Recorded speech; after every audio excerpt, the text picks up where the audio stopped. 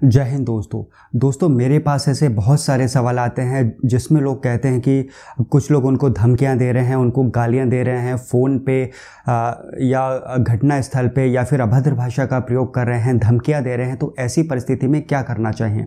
तो मेरा जो आज का वीडियो है वो इसी टॉपिक पे ऊपर है कि अगर कोई आपको धमकियां दे, आपको कोई गालियां दे, आपके साथ कोई अभद्र भाषा का प्रयोग करे या किसी भी प्रकार से आपको धमकाए तो आपको क्या करना चाहिए। जैसे आप बैंक की किस्त नहीं देते हैं तो कई बार बैंक से फ़ोन आता है, आपको धमकाया जाता है, अभद्र भाषा का प्रयोग किया जाता है। आपका जो पड़ोसी है वो आपको धमकाता है, या कोई भी हो सकता है जो आपको धमकाता हो, अभद्र भाषा का प्रयोग करता हो या गाली गलौज करता हो। तो ऐसी परिस्थिति में मैं आपको बिल्कुल प्रैक्टिकली अप्रोच बताऊंगा कि आपको क्या करना चाहिए। वीडियो दोस्तों आप शुरू से लेके आखिर तक देखिएगा ताकि कोई भी चीज़ आपसे मिस ना हो जाए। तो दोस्तों अब मैं आपको बताता हूं कि आपको सबसे पहले क्या करना चाहिए। जब भी ऐसी कोई परिस्थिति आए तो सबसे पहले घटना स्थल पे जो दो गवाह हों उनको आप ले लीजिए। दो गवाहों को अपनी साइड में कर लीजिए जो घटना स्थल पे मौजूद हों, जिन्होंने अपनी आंखों से उस घटना को देखा हो। तो सबसे पहले आपको दो गवाहों को इकट्ठा करना है। जो ऑडियो और वीडियो प्रूफ हैं वो आपको इकट्ठा करना है। उसके बाद में आपको अपने नज़दीकी थाना क्षेत्र में जाना है और नज़दीकी थाना क्षेत्र में इस बात की शिकायत को दर्ज करवाना है। कई बार दोस्तों ऐसा होता है कि छोटे मोटे मामलों में जो पुलिस होती है वो शिकायत को दर्ज नहीं करती है, जो शिकायत है वो नहीं लिखती है। तो ऐसी परिस्थिति में आपको कोर्ट जाना है और वकील के माध्यम से अपनी शिकायत को दर्ज करवाना है।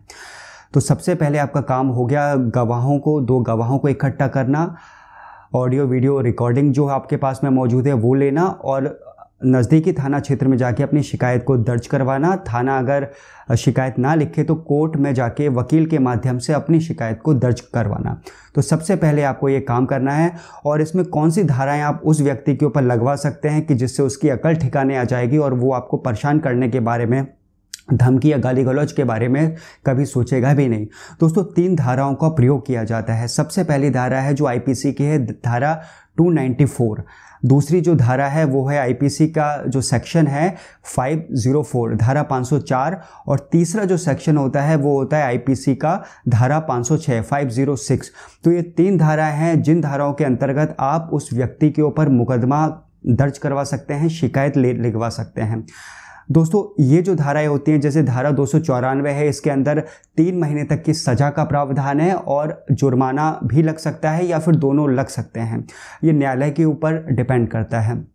दूसरी धारा है धारा आईपीसी की 504, 504।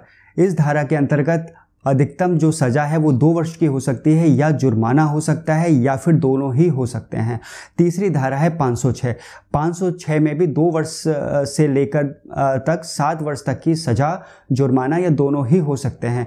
अब मैं आपको इन धाराओं के बारे में विस्तृत तौर पर समझाता हूँ कि इन धाराओं में क्या क्या चीज़ें इंक्लूड होती हैं। तो दोस्तों मैंने धमकाने के लिए, गाली गलौज के लिए या फिर अभद्र भाषा हैरेसमेंट के लिए जो आपको धाराओं को बताया वो 3 धाराएं मैंने आपको बताई। पहला आईपीसी की सेक्शन 294, दूसरा आईपीसी का सेक्शन 504, 504 और तीसरा आईपीसी का सेक्शन 506, धारा 506। तो इन धाराओं को मैं आपको समझाता हूं कि ये कैसे प्रयोग की जानी चाहिए और इसमें कितने वर्ष तक की सज़ा या जुर्माना हो सकते हैं। तो सबसे पहले मैं आपको बताता हूं सेक्शन 294 के बारे में, जो आईपीसी का सेक्शन है और जो आप धमकी देने वाले व्यक्ति के लिए, गाली गलौज देने वाले व्यक्ति के लिए प्रूफ कर सकते हैं। ये सेक्शन क्या कहता है दोस्तों? ये सेक्शन कहता है कि अगर कोई भी किसी को परेशान करने अथवा चिढ़ाने के लिए अथवा सार्वजनिक स्थल पे या इसके आसपास कोई भी फूहड़ गीत गाता है या कोई भी अभद्र भाषा का प्रयोग करता है या कोई भी धमकी भरे लहजे का प्रयोग करता है तो ये एक अपराध है और दोष सिद्ध होने पे जो आरोपी है उसको 3 महीने तक की जेल हो सकती है, जुर्माना हो सकता है या दोनों ही हो सकते हैं। दोस्तों एक बात और मैं आपको बताना चाहूँगा कि इस मामले में ये सेक्शन में समझौता किया जा सकता है। दोस्तों दूसरा सेक्शन है सेक्शन 504। ये सेक्शन क्या कहता है ये मैं आपको बताता हूँ। ये भी आप धमकी देने वाले व्यक्ति के लिए, गाली गलौज देने वाले व्यक्ति के लिए आप इसका यूज़ कर सकते हैं।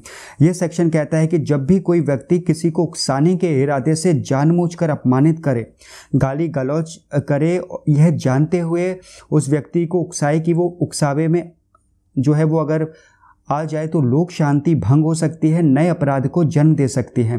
तो ये एक अपराध माना जाता है और अगर इस अपराध में दोष साबित हो जाता है तो 2 वर्ष तक की सज़ा हो सकती है, जुर्माना हो सकता है या दोनों ही हो सकते हैं।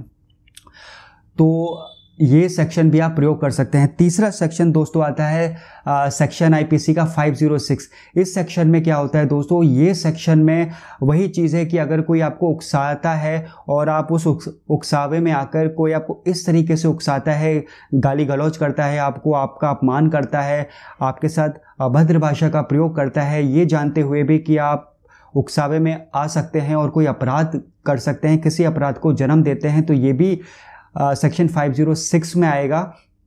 और इसके अंदर भी आपको जो है जो घटना स्थल पे जो अपराधी है उसको 2 वर्ष तक की सज़ा हो सकती है या फिर उसको जुर्माना हो सकता है या दोनों हो सकते हैं।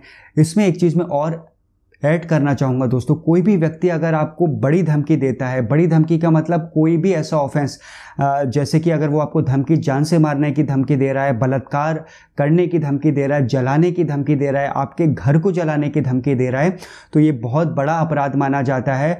ये और कोई भी ऐसा अपराध, मेरे कहने का मतलब है कि जो अगर घटित हो जाता तो अपराधी को 7 वर्ष या इससे ज़्यादा तक की सज़ा हो सकती थी।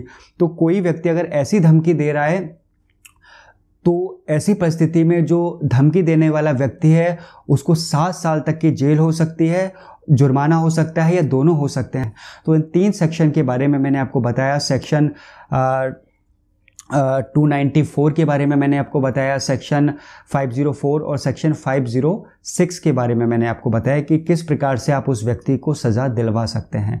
दोस्तों, मैं ऐसी जानकारी भरे वीडियो आपके सामने लाता रहूँगा। मेरे वीडियो को लाइक कीजिए, चैनल को सब्सक्राइब कीजिए और वीडियो को शेयर कीजिए।